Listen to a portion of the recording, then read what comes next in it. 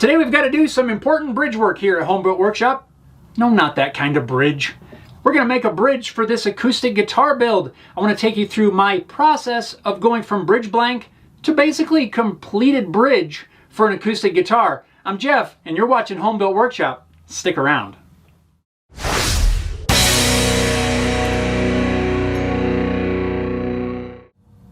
What's going on, everyone? Welcome back to Homebuilt Workshop. I hope you're doing awesome. Today, we need to make a bridge for this acoustic guitar. In the last episode of this build, I got the neck all shaped, and I'm now at the step where I need to finish flossing this neck joint, which involves getting the neck angle set correctly. Now, in order to do that, I want to have my bridge made up so that I can take measurements off of the top of the bridge so that I know I've got the neck angle correct. Without that, I don't really have a good reference point to know if I've got the right angle. So we got to knock out a bridge. On this guitar, I have a rosewood fretboard, so it only makes sense that we also use rosewood for the bridge. Kind of keep that rosewood theme going. I found the offcut piece that I used to make the rosewood bridge on the first acoustic guitar build. It's just the right size to make another bridge for this build. I've made a 3D printed template of my bridge, and this is what we're going to use to get the shape of our new bridge. Now, if you're trying to design a bridge for your own guitar build and you're wondering how I ended up at this step, let me give you a quick rundown of the steps that I did leading up to this, just in case it helps you out along the way in your project. Back when I got my plans for the first acoustic guitar build, I took those paper plans to a local copy center, and from there, they were able to make me not only paper copies, but they were able to scan that full size into a digital PDF file. This is pretty handy because now we can use this digital file for other things. I took that PDF file and imported it into my design software as a canvas. After making sure that the size was still correct, I was then able to use that as a base to draw right on top of. All the dimensions are there, and you can see here that the bridge dimensions and the outline, everything's there. All I need to do now is really just draw on top of that. If I turn on the bridge here, you can see that after drawing it out, I was able to extrude it and make it into a 3D object that could then be sent to the 3D printer. And that's exactly how I got my bridge shape.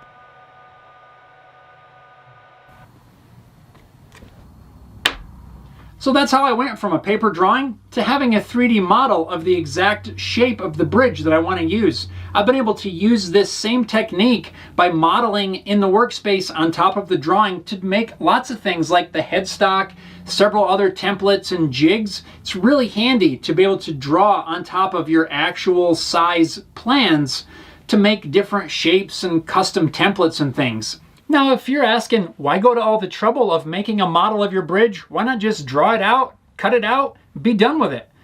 That's a valid question, but for me, my end goal is to be able to cut out parts like this on my CNC machine. And in order to do that, you've got to have a model to generate the G-code files, which get sent over to the machine. And since I have my model completed, really, there's nothing stopping me from sending this file to the machine, other than the fact that I have bits on order, but they're not here yet. So we're just gonna do this the old-fashioned way. Plus, I thought it'd be kind of fun to take you guys along for the ride and show you how I make my bridges at this moment. So with that out of the way, let's make a bridge. To get started, I'll stick my template to my rosewood blank with some double-sided tape.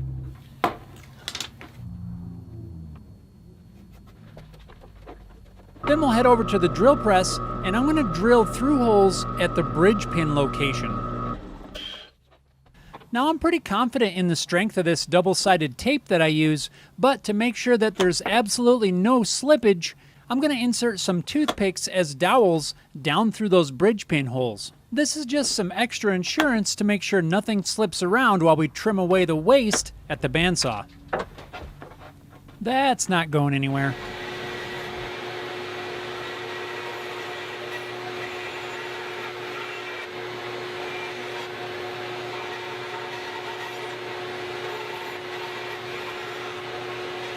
From the bandsaw, we'll head straight to my little router table where I'll load the bridge and the template into a little jig to keep my hands well away from the blade. After adjusting the router bit height, it's time to route this piece flush with the template.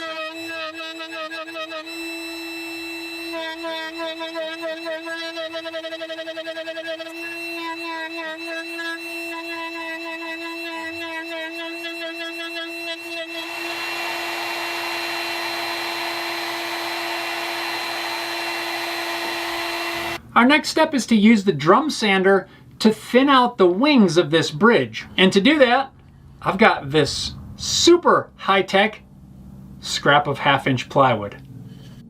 To hold the bridge to this high-tech piece of plywood, I'm going to use more toothpicks as dowels. I have the same holes drilled in the plywood as drilled in the bridge, so they match up perfectly. This piece of plywood really is just used so that I can get the bridge under the drum sander. It just gives me something to hold on to while I run the bridge under the drum. As I slide the piece into the drum, I'm watching some pencil marks that I have on the bridge. The marks tell me how far I need to sand. I'll just slowly lower the drum and slide the piece under, letting the drum sand a nice even radius into the wings of the bridge. You'll also notice that I don't have the feed table on there. I don't want the whole bridge to end up going under the drum.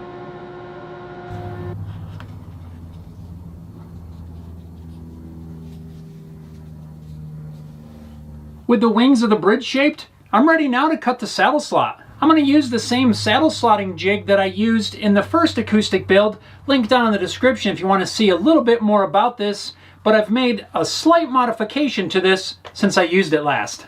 To use this little jig, the bridge gets loaded down into this recess, stuck in place. I use some dowels to hold it down, and then you can adjust the angle of your saddle slot like this, which works really well. The one thing that I didn't like the first time around was that there's no stops to prevent you from cutting too far. Originally, I just used some scraps of wood stuck in place with some double-sided tape to stop the rotary tool from going too far. This time around, though, I've made some little 3D printed guides that I can precisely adjust, tighten down with these screws, and those will act as a stop so that I don't cut too far. And if you're wondering what this longer piece here is for, well, really that's just some extra material so that you have somewhere to clamp. You can get your clamps here, everything's out of the way, the jig is held in place, and you can do your work. Before loading the bridge into the jig, I'll apply a little bit more double-sided tape to the ends. Now we're ready to load up the bridge and pin it down with some more toothpick dowels. For extra security, I put a dowel down in all 6 string holes.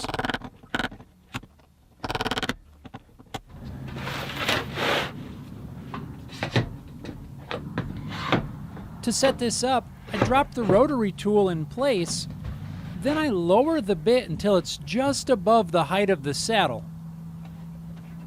Then I'll slide the bit to one end of the bridge, and then I can adjust the alignment so that my pencil line is exactly centered on the bit.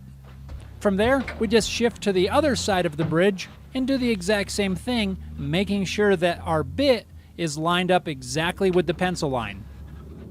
With the angle of the saddle slot now set, now I'll repeat basically that exact same process with the side stops. I have another pencil line on the bridge that I'll align the cutter to, then I can just slide my 3D printed stops into place and tighten them down.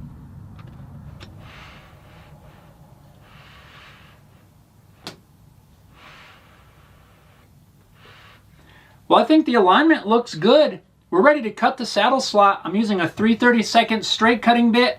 I'm going to make my saddle slot a 1/4 inch deep. I'm going to do several passes, making very light cuts. I don't want to damage the bridge blank or break a bit. Let's do this.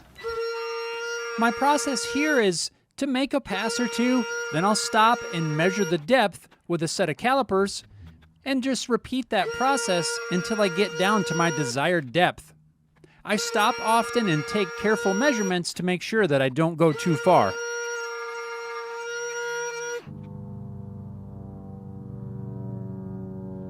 There it is. To help me remove the bridge from this jig, I've got a couple holes drilled towards the ends of the bridge. That way I can use a stick or a screwdriver or something to help push the bridge out of there. That saddle slot came out really well. Next up is a little bit of contouring on the back edge of the bridge. Here I'm just using a file to put a nice round over on the back. And then, of course, we can't forget everyone's favorite step. Okay, well, maybe my favorite step. That's the sanding. Thankfully, this piece is pretty small, so it doesn't take all that long to sand, but still, it's sanding. The last step that I want to do before calling this bridge good for now is I want to radius the bottom to match the radius of the top of the guitar. I've got a 28-foot radius on the top, and I want that radius to match. That way it's going to sit nice and flat down on the guitar. Since this is flat right now, if we try to put this in place, it rocks a little bit, and we want to make sure that doesn't happen. This is really an easy step to do. I've got a piece of 220 grit sandpaper. I'm just going to set it lightly on the top of the guitar, and we're going to use the top as a sanding block to sand that radius in. Before I start sanding, I'm going to take a pencil and put a bunch of marks on the bottom. That way I can monitor where I'm sanding. My goal is to only sand in the middle out to the edges. I don't want to be pushing on one side or another. I want to keep the pressure nice and even and not sand the bridge crooked. My first bits of pencil line are removed right in the middle. That's exactly what I want.